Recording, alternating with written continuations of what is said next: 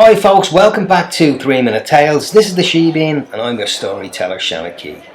Now it's almost a year and a half ago since I last posted a video, so I think I have a little bit of more kind of catching up to do. And this story that I'm going to tell you today is about the dreaded B specials in Belfast.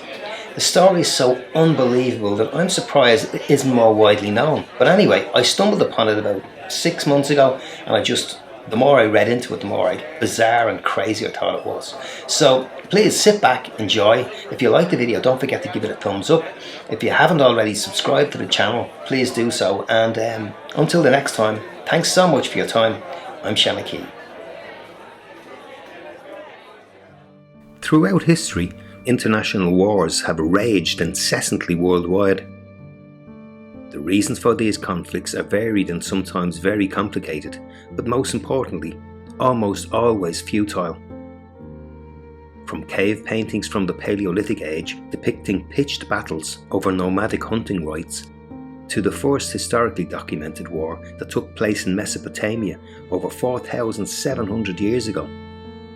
Since then, humanity has descended into an absolute shit show of non-stop warfare and conflicts, with power-hungry monarchs, political figures and bloodthirsty military leaders being the main protagonists. In modern times, we have become so accustomed to ongoing conflicts that we have become somewhat desensitized to the horrors of war. With endless TV news clips showing warplanes bombing Middle Eastern cities to scenes of people fleeing civil wars in various countries, we often find ourselves observing these pitiful situations with apathy. The saddest part of any conflict is no doubt the loss of innocent lives, particularly children. The lives of countless young children have been lost throughout the centuries during war times, and here in Ireland we haven't escaped the horrors of political or sectarian turmoil either. We too have had more than our fair share of bloodshed over the past 150 years, with literally thousands of innocent lives lost during our political struggles.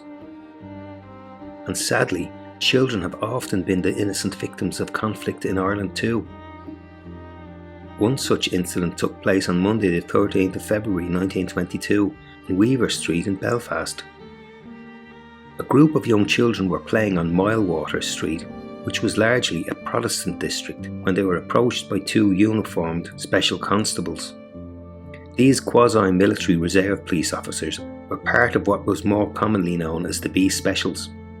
The two men recognised the children as being Catholics from another street and shouted at them to leave and play with their own kind.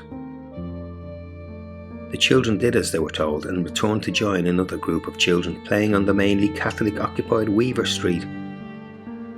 About 20 youngsters aged between 6 and 18 years old were taking turns playing on a swing that had been made from some rope that was tied to a lamppost. They cheered and laughed loudly as each other swung round and round the pole, hanging on for dear life. On nearby Denby Street, two men were seen talking to one of the B Specials officers who had told the youngsters to leave the area. The two men then walked onto Weaver Street towards the children.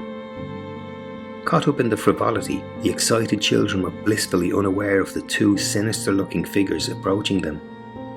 When the two men got within 50 feet of the carefree, cheering youngsters, one of the men pulled the pin from a grenade and threw the device into the middle of the group of kids.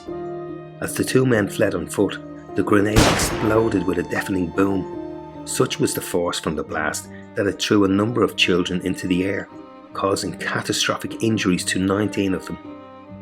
Two little girls, 13-year-old Mary Johnson and 14-year-old Catherine Kennedy, died instantly, with two other children, 11-year-old Elizabeth O'Hanlon and 6-year-old Mary Kerr, dying the following day. Two adults were also killed in the grenade attack.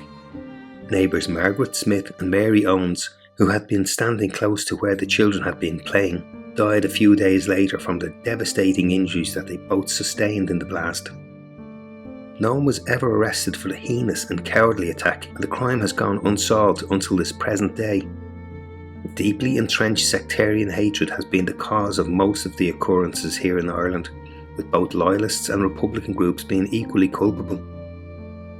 Since that fateful day, a total of almost 600 children under the age of 18 have been killed due to civil unrest in Ireland. The indiscriminate loss of life on both sides of the divide, Catholic and Protestant alike, has scarred this country's turbulent history forever. Hopefully, these dark days in Irish history are now behind us, with conciliation, tolerance, common decency and forgiveness being the order of the day. We have learned that mindless acts of violence do not resolve issues, but compound them. Have we reached a point in history where we all agree on this? I don't know, but sadly, all around the world children are still suffering and dying because of warfare, and will continue to do so until mankind gets its act together and takes control from the warmongers who profit from death and misery. Am I being idealistic? Probably, but here's hoping.